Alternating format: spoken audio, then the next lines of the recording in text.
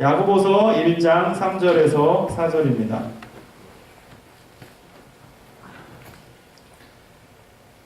야고보서 1장 3절에서 4절 함께 읽겠습니다. 시작!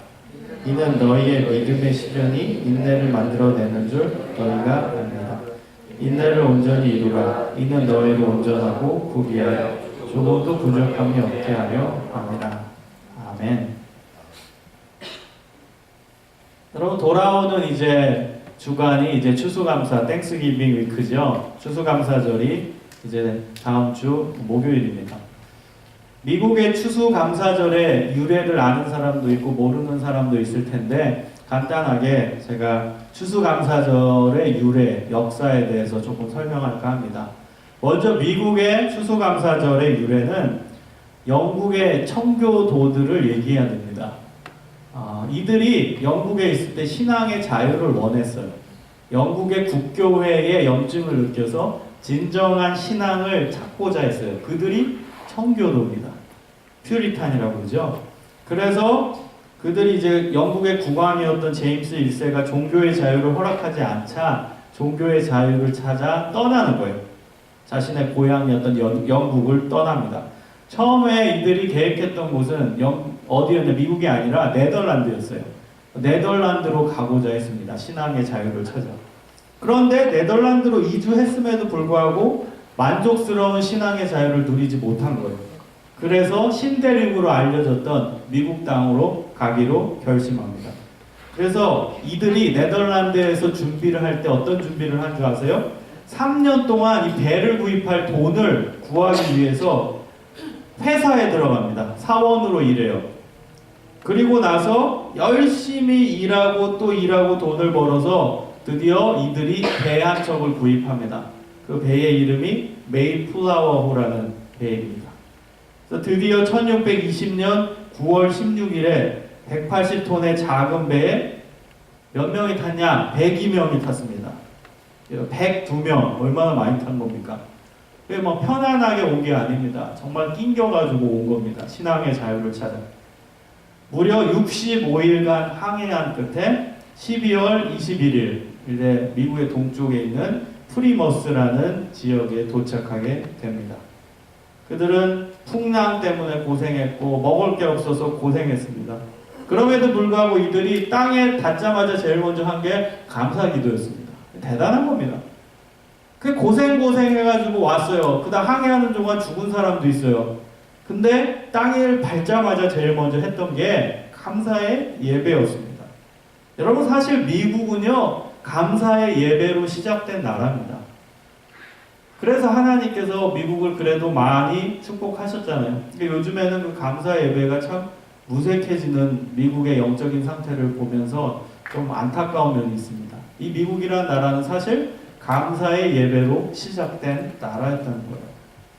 어렵게 그들은 그 땅을 개간하고 나무를 베고 드디어 제일 먼저 했던 일이 교회를 짓습니다. 자신들의 집은 없어서 천막을 치고 살았는데 제일 먼저 했던 일은 교회를 건축을 했어요. 그리고 1년 동안 열심히 농사를 짓고 생존하려고 노력을 했죠. 근데 여러분, 1년 동안 몇 명이 죽은 줄 아십니까? 갔던 사람들 중에 44명이 죽었어요. 1년 동안. 얼마나 많이 죽은 겁니까? 먹을 게 없어서 또 풍토병에 걸려서 죽은 거예요. 그 지역에 있던 이제 인디안들한테 도움을 청합니다. 우리 좀 살려주라. 우리 먹을 게 없다. 우리 다 죽어간다. 또 인디언들, 좋은 인디언들을 만나게 됐어요. 그래서 그들이 뭐 씨 뿌리는 법, 옥수수를 작물하는 법, 그런 것들을 다 가르쳐 줍니다. 그리고 그 이듬해인 1621년 드디어 한 해 농사의 첫 열매가 이제 나왔습니다. 그래서 그것을 추수해가지고 자신들한테 옥수수 재배법을 가르쳐준 착한 인디언들을 다 초청을 했어요. 그래서 인디언들과 청교도들이 함께 모여서 예배를 드리고, 그게 바로 추수감사절의 유래입니다.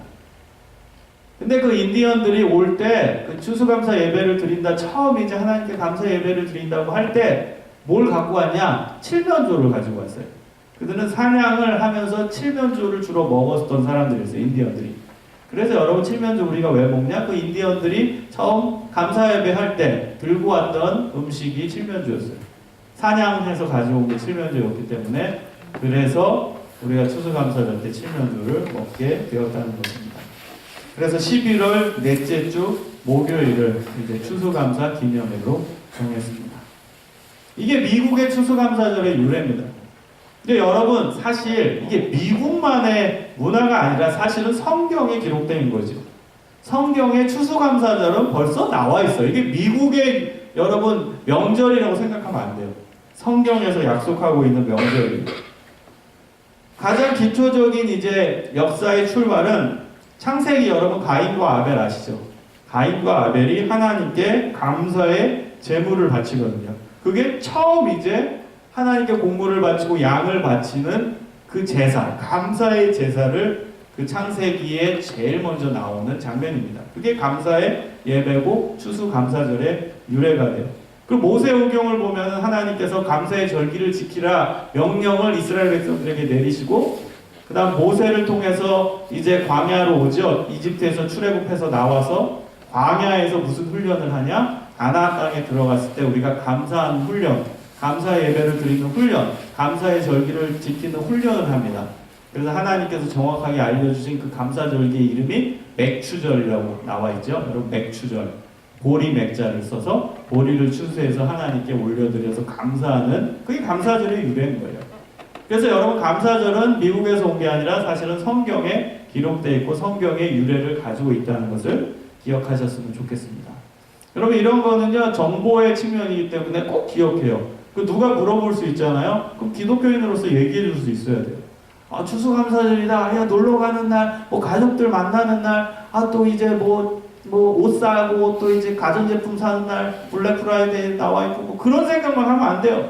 왜 이 절기를 지키게 됐는지, 이 절기의 의미가 무엇인지를 깨달아야 그게 기독교인이죠. 이게 기독교 절기인데 여러분 유래도 몰라서 되겠어요? 크리스마스도 마찬가지죠. 크리스마스 들떠가지고 놀러 가는 거, 연인들과 함께 뭐 케이크 먹고 노는 날, 이렇게 생각하면 큰일입니다. 여러분은 크리스마스가 어떤 의미인지를 정확히 알아야 되는 거예요. 크리스마스, 예수님의 날이라는 뜻이잖아요. 그래서 여러분 명절, 절기를 하나하나 꼭 기억하는 그런 공부의 습관을 좀 가졌으면 좋겠어요.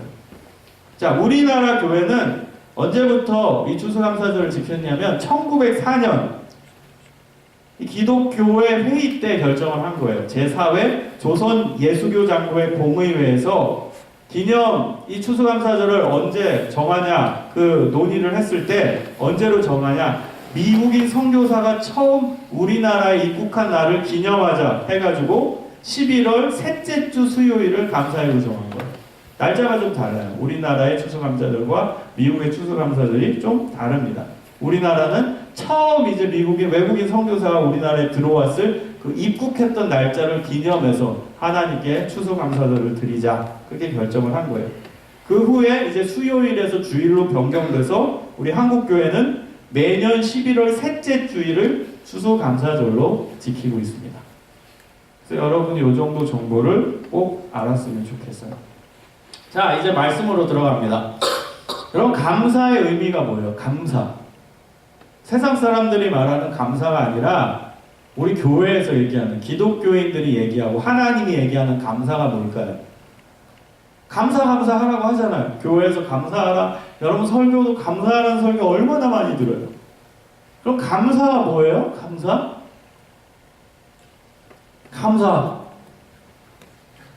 감사지.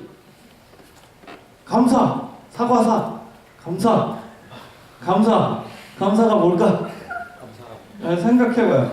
감사. 해놓고 미안하네. 감사. 아주 쉽게 생각하면 돼요. 여러분 감사의 뭐 데피니션이 중요한 게 아니라 성경에서는 감사의 조건으로 얘기를 많이 합니다. 그게 기독교인이 하는 감사와 믿지 않는 자도 하고 있는 감사의 차이점을 감사의 정의에서 내리는 게 아니라 감사의 조건에서, 컨디션에서 정합니다. 그게 뭐냐? 믿지 않는 자는 조건이 왔을 때 그걸 감사라고 여긴다는 거예요. 이제 여러분 학기 말이죠. 놀다 시험을 봤는데 4.0 만점이 나온 거야. 올해가 나온 거야. 아싸! 감사합니다. 감사해요. 교수님 감사해요. 내가 뭐 교회는 안 다니지만 신이시여 감사합니다. 믿지 않는 자. 자, 갑자기 엄마가 전화 온 거야. 딸아, 힘들지? 엄마가 로또 복권에 당첨됐어. 내가 너한테 얼마 줄까? 10만 불 떼줄게. 오, 할렐루야. 교회 안 다니는 애들이야. 감사합니다. 너무 큰 거예요. 자, 오늘 밥 먹으러 가자. 오늘 내가 쏠게. 밥 먹었어. 나 결제했어. 밥 먹게 해주셔서 감사해요. 제가 무슨 얘기하고 있는지 알죠? 믿지 않는 자들도 하고 있는 일반 세상에서 얘기하고 있는 감사의 조건은 무조건이 아니라는 거예요. 진짜 그야말로 조건에 반응하는 감사라는 거예요. 내가 뭘 받았으니까 감사합니다. 내가 뭘 얻었으니까 감사합니다. 내가 유익이 됐으니까 감사합니다. 자, 반대로 갑자기 우리 회장은 너무 착하고 순하지만 회장이 이제 윤영이 불렀어. 그래서 너 일을 그따위로 해? 막 혼내는 거야. 근데 윤영이가 웃으면서 감사합니다 이러는 거야. 그럼 더 때리고 싶겠지. 아무튼 그냥 그따위 예를 설명한 거야. 혼내는데 그 혼내는 거를 나를 위해서 했다는 것을 느끼고 감사합니다. 여러분 학기를 지나는데 순탄하게 지내다가 갑자기 몸이 안 좋아져서 감기 지독한 독감에 걸렸어. 그럼에도 불구하고 하나님 제가 살아있다는 거에 감사합니다. 뭔가 이상하죠? 독감에 걸렸는데 감사해. 혼이 났는데 감사해. 시험을 열심히 준비해서 봤는데 시험 점수가 잘못 나왔어. 하나님 제가 부족함이 있나 봅니다. 전 열심히 준비한다고 준비했는데 하나님 그럼에도 불구하고 감사합니다. 지금 설명하고 있는 감사가 바로 기독교의 감사라는 거예요. 그러니까 어렵죠. 여러분 세상에서 얘기하고 있는 감사를 우리 기독교인한테 적용하면 안 돼요. 달라요. 대상이 달라요. 데피니션은 같을지 모르지만 대상이 다르고 언제 감사하냐가 달라요. 세상적인 감사는 좋은 게 왔을 때 나에게 유익이 된 게 왔을 때 감사해요. 근데 기독교에서 말하는 성경에서 얘기하고 있는 감사는 희한하게 좋을 때 감사라고 나오는 성경의 구절이 없어요. 여러분 그거 아세요? 성경에서 감사라는 메시지가 나오는 부분을 하나하나 찾아보면 다 공통점이 뭔지 아세요? 어려울 때, 시련이 왔을 때, 고난이 왔을 때, 괴로울 때요. 그때 희한하게 감사라는 단어가 나와요. 그래서 여러분 지금 내가 설명하는 건 윤리적인 측면에서 얘기하는 감사가 아니라는 거예요. 성경에서 얘기하고 있는 감사는 어려울 때 감사, 힘들 때 감사, 괴로울 때 감사예요. 그게 진짜 감사의 의미라는 거예요. 너무 어렵죠? 어떻게 힘들 때 감사해? 괴로울 때 어떻게 감사해? 감사를 제일 많이 얘기한 사람이 바울이거든요. 어포슬 폴. 폴이 제일 많이 얘기했는데 바울은 심지어 감옥에 갇혔을 때 제일 많이 했던 말이 감사해요. 그럼 말이 됩니까? 지금 교도소가 아니라고 제가 몇 번 얘기했죠. 감옥에 대해 로마 감옥, 또 에베소 감옥, 그 당시 감옥에 대해서 얘기할 때 지금의 교도소, 인권도 있고 밥도 제대로 주는 교도소를 생각하면 안 돼요. 성경시대에 나오는 그 감옥은 그냥 들어가면 사람 죽어 나오는 곳이 감옥이에요. 인권은 찾아볼 수도 없고 밥을 제대로 주는 줄 아십니까? 그 온갖 세균이 득실득실해서 그냥 들어가서 6개월 선고를 받든 1년을 받든 10년을 받든 다 죽어 나와요. 6개월 받았다고 아싸 나 6개월만 살면 되지. 10년 받은 사람은 나는 10년이나 받았네. 이게 아니에요. 6개월 받은 사람도 6개월 후에 죽어서 나와. 그게 바로 성경시대 감옥이에요. 근데 바울이 그런 감옥에 갇혀가지고 제일 많이 했던 말이 뭐라고요? 감사하는 거예요. 여러분 이게 기독교입니다. 제일 극단적인 상황에서 감사를 노래하는 신앙을 얘기하는 곳이 기독교예요. 그러니까 파워풀한 거죠. 근데 우리는 그 강력한 기독교 신앙을 잊어버렸다는 거예요. 우리의 신앙의 선배들은 정말 밑바닥에서 감사를 노래했는데 죽으면서도 감사를 노래했는데 우리의 신앙은 너무 나약해요. 제 모습이에요. 여러분의 모습이기도 하고. 똑같은 우리 신앙인이었어요. 여러분 바울을 천상에 있는 날개 달린 천사로 생각하면 안 돼요. 우리와 똑같은 몸을 입은 사람, 성경의 인물들도 우리와 똑같은 몸을 입었던 사람들이에요. 초대 기독교의 교인들은 우리와 똑같은 사람이에요. 똑같은 밥을 먹고 똑같은 감정을 느끼고 똑같이 아픔을 느끼는 사람들이에요. 똑같은. 근데 그들은 죽어가는 상황에서도 감사해요. 그 당시에는 이제 로마 박해 시대이기 때문에, 오늘 성경 본문의 시대는 로마 박해 시대이기 때문에 예수님을 믿으면 잡아서 죽였어요. 근데 여러분 로마 문헌에 보면은 뭐라고 나오는지 알아요? 기독교인들은 죽기 직전까지 감사하더라. 기가 차더래요. 그게 로마 문헌에 나와요. 예수님 믿는 사람 그 당시에는 다 죽여버렸거든요. 로마 황제가 신이라고 믿었기 때문에 로마 황제 외에 다른 사람을 섬기거나 다른 신을 믿으면 다 죽였어요. 근데 기독교인은 로마 황제 안 섬기잖아. 예수님을 섬기잖아. 그러니까 잡아서 다 죽인 거예요. 어떻게 죽였냐? 화형으로 죽였어요. 그러면 세상에 가장 잔인한 그 사형법이 화형이에요. 불태워서 죽는 거. 그 서서히 이 고통을 느끼면서 죽이는 거예요. 화형을 시켰어요. 그 다음 두 번째 사형 방법이 사자밥이 되게 했어요. 지금도 로마에 가면 있어요. 콜로세움. 사자를 풀어놓고 기독교인을 몰아놓고 뜯어 먹으라는 거예요. 그리고 죽이는 거예요. 얼마나 잔인합니까? 근데 너무나 놀라운 것은 그 죽기 직전에 죽으면서 감사를 노래하더라는 거예요. 그래서 여기 있는 사람 다 멘붕이에요. 멘탈 붕괴. 멘탈 브레이크다운. 완전히 멘탈 붕괴가 온 거예요. 어떻게 이러냐? 아니 얘네는 사자가 다리를 부러뜨는데 감사하고 죽더라. 불에 타가지고 지금 고통을 느끼는데 그 안에서 감사하더라. 그래서 기가 막혀가지고 로마 문헌에 그게 자세히 기록되어 있어요. 그게 우리 기독교인들의 선배들이에요. 우리가 똑같은 몸을 입었다. 어떻게 그래요? 그러니까 우리가 얼마나 지금 나약한 겁니까, 솔직히. 우리 조그만 거에도 불평하고, 조그만 거에도 나약하고, 조그만 거에도 넘어지고, 그러니까 괴롭고, 불평하고, 원망하고. 그게 우리의 모습, 저의 모습이에요. 그래서 우리는 오늘 말씀을 통해서 좀 다시 한번 우리의 마인드 상태, 우리의 신앙 상태를 점검해 봐야 돼요. 여러분 감사, 성경에서 감사하기 위한 조건은 한 가지입니다. 뭐냐? 인내. 인내가 있을 때 감사할 수 있어요. 그리고 인내의 중간 단계, 감사와 인내의 중간 단계가 믿음이에요. 인내가 있을 때 그 인내가 믿음으로 증명이 되거든요. 인내가 있을 때. 그럼 그 믿음이 있는 사람이 감사할 수 있는 거예요. 그래서 여러분 정말 감사하고 싶으세요? 그러면 그건 뭐 이벤트성으로 오늘 감사 예배 드리니까 감사하자, 뭐 오늘 내가 이 메시지 들었으니까 감사기도 한번 드리자, 이거 갖고 여러분이 감사의 인생으로 바뀌는 게 아니에요.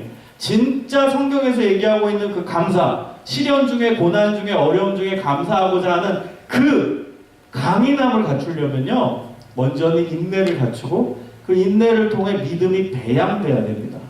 그럴 때 이제 진짜 감사가 나오는 거예요. 그 단계가 있는 거예요. 인내로서 믿음을 채워가는 거, 믿음을 증명해내는 거. 그 믿음이 있는 사람이 할 수 있는 게 감사라는 거예요. 자, 3절을 보세요. 오늘 야고보서 1장 3절에 보면 믿음의 시련이 인내를 만들어낸다, 이렇게 나와요. 믿음의 시련이 인내를 만들어낸다. 제가 조금 전에 설명한 거예요. 초대교회 시절에는 로마 박해 시대였어요. 그래서 초대교회 성도들은 잡아서 죽임을 당하거나 고문을 당하거나 괴로움을 당했어요. 여러분 신약 성경을 이제 쉽게 보는 방법 제가 가르쳐 드릴게요. 노하우 하나를. 신약 성경을 보다가 뭐 시련, 고난 뭐 이런 단어 많이 나오잖아요. 그게 뭐 우리가 살다가 뭐 시험 점수 안 나와서 그런 고난이 아니라 사실은 로마 박해에 의해서 당하는 고난을 뜻해요. 그래서 여러분 성경, 신약 성경 읽다가 박해, 뭐 고난 이런 거 나오면 그때는 기독교인들을 잡아 죽이던 시대였지. 그 박해의 고난을 얘기하나 보다. 그렇게 이해하시면 틀리지 않습니다. 그래서 오늘 본문의 믿음의 시련, 이 시련이 로마 박해 시대로 말미암은 시련이었어요. 고난을 겪는 거예요. 예수님을 대놓고 못 믿는, 예수님 믿음을 잡아가는, 그 괴로움 당하는 그런 시련이에요. 근데 여러분 진짜 믿음은 어떤 믿음이냐? 시련에 넘어지지 않는 믿음이라는 거예요. 고난이 온다고 믿음을 잃어버리고 시련이 온다고 믿음의 길에서 벗어난다면 그것은 믿음이라고 얘기할 수가 없는 거예요. 그래서 우리가 가진 믿음이 진짜 믿음인지 알 수 있는 방법은 인내를 통과해야 한다는 거예요. 믿음의 인내가 부여되어야 어떤 시련도 이겨낼 수 있고 어떤 고난도 이겨낼 수 있고 그리고 그 안에서 진정한 감사가 나올 수 있다는 거예요. 그래서 여러분 우리는 다 지금 믿음 있는 사람이에요. 그러니까 여기 왔죠. 예수님을 믿으니까 교회 왔잖아요. 우리가 해야 되는 거는 이제 그 믿음의 인내를 갖추는 거예요. 4절을 보세요. 인내를 온전히 이루라. 이는 너희를 온전하고 구비하여 조금도 부족함이 없게 하려 함이라. 인내를 가지면 유익한 게 뭐냐? 온전해진대요. 저는 이 말을 굉장히 좋아합니다. 성경에서 온전하다. 이게 완벽하다라는 말이거든요. 완벽해진대요. 하나님의 관점에서는 인내를 갖춘 사람이 완벽한 사람이라는 거예요. 믿음이 완벽한 사람이라고 인정받게 된대요. 인내가 있는 사람. 하나님은 그 사람에게 은혜도 주시고 감사도 주시고 행복도 주시는 거예요. 그래서 여러분 인내를 통해 믿음이 단단해지잖아요. 그럼 그 믿음 안에서 감사가 나오고요. 그 감사가 나올 때 그제서야 비로소 하나님이 주시는 참된 행복을 누리는 거예요. 세상이 줄 수 없는. 그래서 설교 시간에 그 얘기 많이 듣잖아요. 세상이 줄 수 없는 행복. 여기 교회 왜 나왔어요, 여러분? 행복하기 위해서 나왔어요. 교회 나오고 행복하기 싫다고 얘기하는 사람은 아무도 없을 거예요. 종교를 왜 가져요? 행복하기 위해서요. 아주 단순합니다. 그럼 세상이 줄 수 없는 물질로 받을 수 없는 그 행복이 있다는 거잖아요. 정신적인, 신앙적인 진짜 행복. 그럼 그걸 어떻게 얻냐? 이 단계라는 거예요. 여러분이 가진 그 약한 믿음일지라도 그것이 인내를 배양되면, 인내가 부여되면 그냥 단단해져요. 커져요. 그럼 그것을 통해 감사가 나오고 그 안에 행복이 깃들 수 있다는 거예요. 그럼 이스라엘 백성들이 이제 가나안 땅에 드디어 들어갑니다. 그래서 그 다음에 이제 하나하나 정복을 하죠. 하나님이 땅을 주실 때 그냥 주신 게 아니라 힘써서 싸워서 그걸 쟁취한 거예요. 가장 대표적인 게 여리고성이죠. 전 여리고성의 그 이야기를 볼 때마다 인내가 얼마나 중요한지를 깨닫습니다. 여리고성에 이제 가기 직전에 하나님이 이스라엘 백성들을 모아둡니다. 그리고 뭐라고 말씀하신 줄 알아요? 내가 이 여리고성을 주겠다요. 자, 이스라엘 백성들은 하나님의 메시지를 들었어요. 뭐가 생겼어요? 믿음이 생겼어요. 아, 맞아. 하나님이 여리고성을 주실 거야. 주실 거야. 주실 거야. 믿음이 생겼어요. 여러분이 갖고 있는 믿음이 하나님이 나와 함께 하셔. 믿었어요. 자, 이제 여리고성 앞으로 갔어요. 근데 하나님이 제시하신 방법은 뭘까요? 인내요. 인내. 매일 한 바퀴씩 돌아라. 그럼 의심이 되죠. 아니, 한 바퀴 도는 게 무슨 의미야? 내가 가서 정말로 돌을 던지든지 뭐 가가지고 이단협착을 하든지 해야지. 그냥 돌래는 거예요, 조용히. 첫째 날 돌았어요. 사람들이 술렁술렁 하겠죠? 아니, 이거 뭐 하는 거지? 둘째 날 또 돌래. 그리고 여리고성 주위를 또 한 바퀴 돕니다. 셋째 날 또 돌아. 넷째 날 또 돌아. 그 여리고성에 있던 사람들이 아래 이스라엘 사람들을 내려다보면서 무슨 생각했겠어요? 야, 저거 돈놈인데, 진짜 도네? 도니까 도네? 이러겠죠. 쟤는 뭐 하는 거냐? 공격도 안 하고. 다섯째 날, 여섯째 날. 자, 거기서 만약에 포기했다면. 중간에 이탈하는 사람이 생겼다면. 그리고 성경을 보면서 그걸 가정을 해봐야 되는 거예요. 우리와 똑같은 사람이 하나님이 하라고 하니까 그걸 인내로서 하는 거야. 그냥 뺑뺑이 도는 거야. 여리고성을 그냥 한 바퀴 도는 거야. 싸우지도 않고. 그 의심이 안 됐겠어요? 아, 하나님이 이 여리고성 준다고 했는데 이게 뭐 하는 짓이지? 그냥 한 바퀴 돌고 있으면 이게 어떻게 무너지지? 자, 드디어 마지막 일곱째 날입니다. 일곱째 날은 하나님이 더 심한 걸 요구하십니다. 7바퀴 돌래. 한 바퀴, 2바퀴, 3바퀴. 이 우리가 뭐 하는 짓이야? 근데 너무나 놀랍게 7째 바퀴를 돌자마자 그 성이 무너지는 거예요. 여러분, 믿음이 있다고 그게 하나님이 인정하는 믿음이 아니에요. 인내를 반드시 통과해야 돼. 아, 하나님이 여리고성 주실 거야. 거기서 머무르면 안 돼. 7바퀴 돌아. 매일 한 바퀴씩. 7째 날은 7바퀴 돌아. 그럼 될 거야. 그럼 그 인내의 싸움을 해야 된다는 거예요. 그러면 여러분의 믿음이 완전해지고 진짜로 놀라운 역사가 일어나는 거예요. 다윗이 골리앗과 싸울 때 전쟁터에 나갔어요. 처음에는 여러분 용기가 100배 해가지고 나갈 수 있어. 그때는 이제 다윗이 어릴 때거든. 여러분도 어릴 때는 뭐 물불 안 가리잖아. 어릴 때 용감했잖아. 지금은 많이 위축됐지 나이가 들어서. 근데 어릴 때는 그냥 나가잖아. 나도 어릴 때 진짜 저돌적이었어요. 뭐 그냥 하는 거야. 뭐 그냥 가 하면 되는 거지. 어릴 땐 그래. 주변 안 살피고. 그러니까 다윗도 어리니까 뭐 골리야 그까짓 거 뭐 내가 그냥 가서 뭐 한번 때리면 되지. 그 너무나 쉽게 생각한 거야. 그래서 나가는 거야. 돌 제대로 던져서 맞으면 되겠지. 그걸 가지고 갑니다. 돌을. 자, 골리앗이 앞에 있어. 처음에 당당하게 선포해. 너는 나에게 칼을 들고 오고 창을 들고 왔지만 나는 여호와의 이름 가지고 나왔다. 여기까지는 이제 다윗이 믿음 있는 사람이죠? 그럼 뭐 해야 돼? 버티고 있어야 돼. 기싸움을 해야 돼. 그때 마음이 흔들흔들해 사람은. 여러분이 다윗의 심정을 한번 생각해봐. 다윗을 그냥 무조건 용감한 사람이라고 믿음의 사람으로 그냥 딱 단정만 짓지 마봐. 여러분 상상해보라고. 골리앗 앞에 섰던 다윗. 처음에 이렇게 당당하게 선포했지만 시간이 갈수록 1분, 2분, 3분 지날수록 식은땀이 흐르지 않았겠어요? 골리앗이 3m가 넘었대는데 갑옷도 다 입어가지고 어디 던져도 다 갑옷에 맞아가지고 별로 상처도 안 입을 것 같은 그 상황에서 얼마나 떨렸겠어요. 집에도 가고 싶고 다시 돌아가고 싶기도 하고 내가 괜히 나왔나? 그런 생각이 안 들었겠어요? 인간적인 다윗의 모습을 안 느껴져요? 저는 느껴져요. 인간적인 다윗의 모습. 그 앞에 당당히 나왔다가 그 다음에 수그러드는 그 마음 상태. 여러분 믿음은 인내로서 버텨야 돼. 기다려야 돼. 하나님이 함께 하신다. 버티자. 기다리자. 된다. 그래야 그 믿음이 진짜 믿음이 되는 거예요. 우리는 어디에 뛰어들 때 좀 안 된다고 또 다시 백하잖아. 기도도 마찬가지야. 하나님이 이거 나 기도하라고 이제 막 이제 기도 그 보따리를 싸고 이제 열심히 하는 거야. 하나님 들어주실 거야. 하다가 한두 번 하고 안 되니까 다시 도로 백하잖아. 안 되나 보다. 여러분 처음에 가졌던 믿음은 좋은 믿음이에요. 기도하면 될 거다. 그 기도 보따리 가져온 것 자체는 잘한 거야. 근데 꾸준하게 인내로서 그 믿음을 완벽하게 완성시키는 건 실패한 거예요. 우리의 기도를 잘 보세요. 막 역동적으로 될 거야 하던 믿음이 그때가 올 때가 있잖아. 이거 될 것 같아. 돼. 그러다가 기도 좀 해보고 안 되니까 이게 안 되나 보다 하고 실망하고 좌절하는 우리의 모습 얼마나 많습니까? 하나님은 항상 처음 가진 믿음이 인내로서 단단해지고 진짜 믿음으로 정제되어 나오길 원하는 거예요. 금이 단련돼서 순금이 되듯이 처음 가진 여러분의 믿음이라고 가정해보세요. 그럼 정제돼서 단련돼서 진짜 순금이 되는 건 그 처음 가졌던 믿음이 완전한 하나님이 기뻐하시는 믿음으로 성숙한 거예요. 그 믿음을 하나님이 보시고 요구하시는 거예요.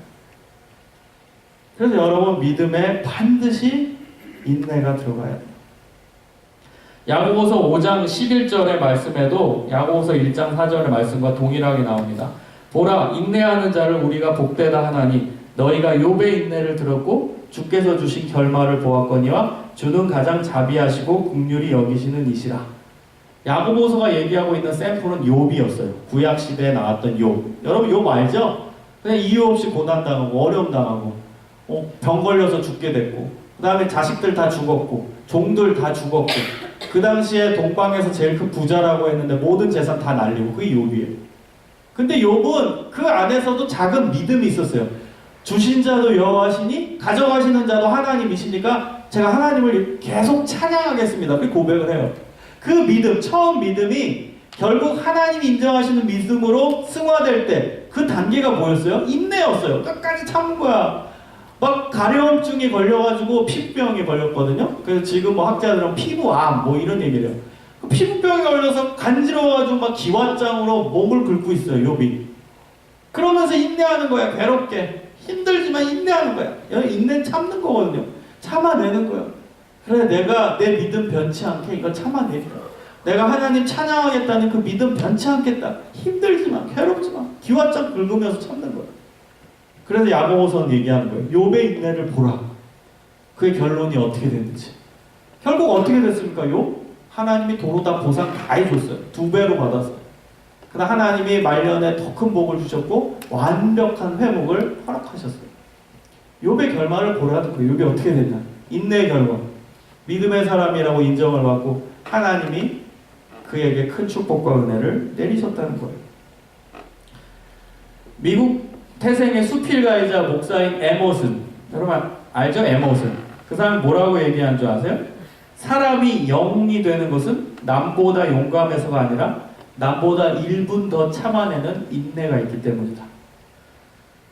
뭐 이런 예는 너무나 많죠. 1910년도에 606호 페니실린을 개발한 사람이 있어요. 의학계에서는 굉장히 중요한 발견으로 여겨집니다.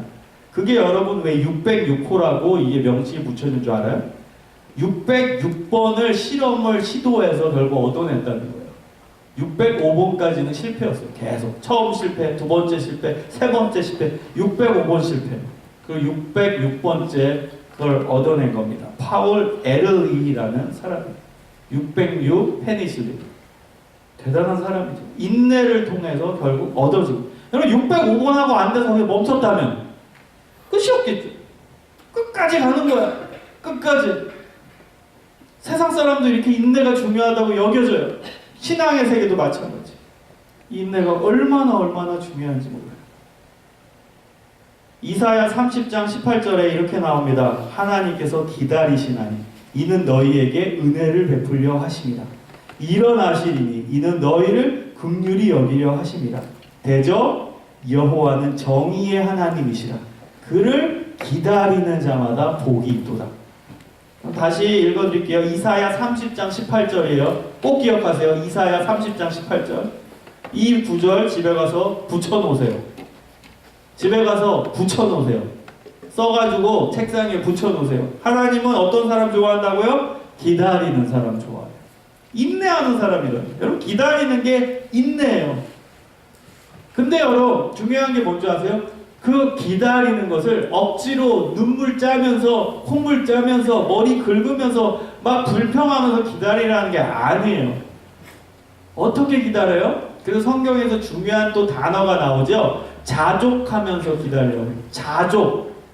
자족이 있는 것에 만족하다는 뜻이에요. 지금 여러분이 가지고 있는 것에 만족하면서 여러분의 믿음을 계속 기다리게 만드는 거예요. 내 믿음이 더 성숙하게끔 계속 기다리는 거예요. 계속 참아내는 거예요. 만족하면서, 지금의 삶에 만족하면서. 그럴 때 하나님께서 회복하는 때가 있고 하나님이 이끄시는 때가 있고 하나님이 은혜 주시는 때가 온다는 거예요. 여러분 성경은 보상의 개념을 굉장히 많이 얘기합니다. 뭐 어떤 목사님들은 뭐 보상이 뭐 이런 거는 너무 세상적인 거다 하고 막 뭐 싫어하는 분도 있어요. 근데 그건 아니에요. 성경에 보상이 나와 있는데. 물론 그 보상이 우리 세속적인 뭐 돈의 보상 뭐 이런 것만 우리가 국한시키니까 문제인 건데 성경은 보상의 개념으로 계속 설명합니다. 너네가 이거 했냐? 그리하면 이렇게 하는. 성경에서 제일 많이 나오는 문장 구성이 뭔지 알아요? 여러분 영어 공부할 때 뭐 문장 구성, 뭐 평유형, 뭐 평서형 뭐 이런 거 다 배웠잖아요. 제일 많이 성경에 나온 게 뭔지 아세요? 특히 신약에 조건문이에요. 뭐뭐 해라, 그리하면. 만약에 네가 그걸 하면 그리하면 이렇게 될 것이다. 조건문이 제일 많이 나와요. 다시 말하면 뭔지 알아요? 보상이 있다는 거예요. 너네가 인내해봐라, 그리하면 이렇게 채우시고. 너네가 이거 해라, 그리하면 이렇게 해주겠다. 하나님은 보상을 해주시는 하나님. 여러분 인내를 가지십시오. 인내를 배양하세요. 인내를 잘하는 사람이 결국 하나님께 감사할 수 있는 사람이 되고 인내를 할 때 그 믿음을 하나님이 진짜 인정하시는 거예요. 여러분의 삶의 적용점으로 들어갑니다. 올 한 해 한번 10초간 너무 조금 줬나? 20초간 생각해보세요. 좋은 거 생각하지 마세요. 지금까지 여러분은 추수감사절 때 제일 많이 들었던 설교가 1년 동안 하나님이 우리에게 베풀어 주신 은혜를 생각해 봅시다. 그리고 감사 제목을 씁시다. 그리고 감사합시다. 이런 설교 많이 들었을 거예요. 저도 어린 시절에 정말 많이 들었어요. 추수감사절 때만 되면 뭔 설교 들었냐? 1년 동안 하나님이 주신 은혜를 생각해 봅시다. 그리고서 그걸 목록으로 쓰고 하나님께 감사합시다. 이랬어요. 근데 저는 아니에요. 제가 설교를 준비하고 그 다음에 성경을 깊이 있게 묵상하니까 기독교에서 말하고 있는 감사는 제가 서두에 얘기한 것처럼 뭐가 받았기 때문에 감사가 아니라는 거예요. 그럼 여러분 제가 지금 여러분에게 해주고 싶은 얘기는 뭔지 아세요? 한 20초간 생각해 보세요. 올 한 해 동안 제일 힘들었던 기억을 생각하는. 그리고 그걸 감사하십시오. 그게 기독교의 감사예요. 1년 동안 하나님이 주신 그 좋은 걸 생각해서 감사하는 게 아니라 그거는 믿지 않는 자도 하는 감사예요. 1년 동안 가장 힘들었던 기억을 생각해봐요. 지독한 독감에 걸려서 힘들었든지 경제적인 어려움 때문에 힘들었든지 성적이 안 나와서 정말 머리 짜매면서 머리털 빠지게 그냥 잡아 쥐어떴던 그 경험들, 그 시간들. 윤영이 계속 고개 끄덕끄덕. 쟤는 성적만 날리면 계속 끄덕끄덕. 계속 생각을 해봐요. 가장 힘들었던 기억. 그걸 떠올려 보세요. 20초간. 1년 동안. 뭐가 제일 힘들었는지. 나의 시련은 뭐였든지. 가장 괴로웠던 기억.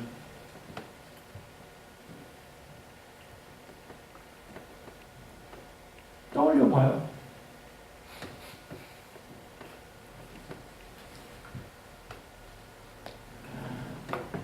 있죠?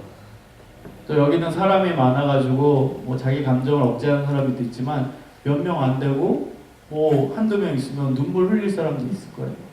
저는 알아요. 힘든 걸 경험한 사람도 여기 있는 거. 개인적인 스토리를 알고 있는 사람들 꽤 있어요. 그때 생각하면은 눈물이 날 거예요. 그럼에도 불구하고 하나님은 지키셨어요. 그 고난 중에도 하나님 지키셨어요. 제가 2주 전에 요셉에 대한 설교했죠. 고난 중에 하나님은 요셉 지키셨어요. 감옥에 갔지만 하나님은 그래도 지키신 거예요. 구덩이에 형들이 밀어가지고 굴러떨어졌지만 거기 물이 없었어요. 하나님 보호하신 거예요. 익사하지 않게 지키신 거예요. 노예로 팔려갔지만 그게 하나의 기회였어요. 하나님 지키신 거예요. 여러분, 고난 중이라고 하나님이 날 버렸다고 착각하지 마세요. 우린 그런 공식을 이상하게 매겨. 고난이 오면 하나님이 나 떠나셨다. 고난이 오면 내가 뭔가 무서운 죄를 져서 하나님 날 버리셨나? 나에게 벌을 내리시나 무섭게? 그런 공식을 우리는 설정한다는 거예요. 그거 깨시라고요. 고난 중에도 하나님 보호하신다는 거예요. 여러분 힘든 기억, 그때도 하나님은 여러분의 하나님이었어요. 그리고 여러분 보호하셨어요. 그러니까 여러분 지금 여기 앉아있어요. 그걸 감사하십시오. 아픈 중에도 하나님 지키셔서 그래도 조금 나아져서 회복됐습니다. 감사합니다. 성적이 비록 잘 안 나왔지만 더 잘할 수 있게 의지를 주셨고 제 자신의 삶을 다시 돌아보는 기회가 됐습니다. 감사합니다. 경제적으로 어려웠지만 나보다 더 어려운 경제적으로 어려운 사람들을 생각할 수 있는 기회가 됐습니다. 감사합니다. 여러분 그걸 감사하십시오. 어려웠던 기억, 시련이 왔던 기억, 괴로웠던 기억. 그걸 감사해야 돼요. 그리고 여러분 하나님을 향한 믿음을 끝까지 고난 중에서라도 인내로서 기다리며 참아내며 그 믿음을 순수하게 더 크게 지켜나가야 돼요. 지금 혹시 고난 중에 있어요? 그럼 여러분이 가지고 있는 기본적인 믿음이 뭡니까? 하나님 나의 하나님이다. 믿음이죠. 하나님 나를 지키실 거다. 믿음이죠. 믿음의 내용이죠. 그럼 그것을 인내로서 끝까지 지켜나가세요. 지금 내가 고난 중에 있지만 난 하나님이 지키실 거야. 하나님이 끝까지 나를 보살펴 주시고 그 믿음을 잃지 말고 그걸 계속 인내로서 기다리면서 참아내면서 지켜나가라. 그 믿음이 진짜 믿음이야. 고난을 통과한 믿음이 진짜 믿음이야. 고난을 통과했는데도 변함없이 하나님은 나의 하나님이다 고백할 수 있다면 그 믿음이 진짜 믿음이에요. 고난도 안 겪어본 사람이 하나님은 나의 하나님이고 나를 지키신다 얘기하면 그게 진짜 믿음인지 가짜 믿음인지 몰라요. 근데 하나님 나와 함께 하신다. 고난을 통과했음에도 불구하고 그 고백이 나온다면 그건 여러분의 진짜 믿음이에요. 고난을 통과했음에도 불구하고 하나님 나를 지키셨다라는 고백이 나온다면 그건 진짜 여러분의 믿음입니다. 그게 하나님 기뻐하시는 믿음이에요. 누가복음 21장 19절에 너희의 인내로 너희 영혼을 얻으리라. 인내로 구원을 얻는다는 거예요. 로마서 5장 3절 우리가 환난 중에도 즐거워하니 이는 환난은 인내를, 인내는 연단을, 연단은 소망을 이루는 줄 알미니라. 히브리서 10장 36절에는 너희에게 인내가 필요함은 너희가 하나님의 뜻을 행한 후에 약속을 받기 위함이라. 누가복음 8장 15절에는 좋은 땅에 있다는 것은 착하고 좋은 마음으로 말씀을 듣고 지키어 인내로 결실하는 자니라. 인내요. 기다려요. 그게 진짜 믿음이 됩니다. 사랑하는 우리 청년 여러분, 우리는 지금 빨리빨리의 문화 속에 살고 있어요. 뭐든지 빨리 돼야 돼. 믿음도 빨리 돼야 되고 다 빨리 돼야 돼. 기독교 신앙은 그렇지 않아요. 빨리빨리가 아니에요. 온전해지는 거예요. 인내로서. 단단해지는 거예요. 인내로서. 견고해지는 거예요. 더 성숙하는 거예요. 성장하는 거예요. 인내로서. 서서히. 올 한해 하나님이 여러분 지키셨습니다. 올 한해 여러분 보호하셨고 우리 공동체 지키셨어요. 아멘. 어려운 가운데서 하나님 지키셨고 인도하셨어요. 아멘. 지금 어려움 중에 있는 청년들도 믿음 변치 마세요. 하나님 지키고 계세요. 아멘. 그 인내를 갖추고 그 인내로서 승리하는 믿음을 가지고 하나님께 영광 돌리는 소망의 사람들 되기를 주님의 이름으로 축원합니다. 아멘. 함께 기도하겠습니다.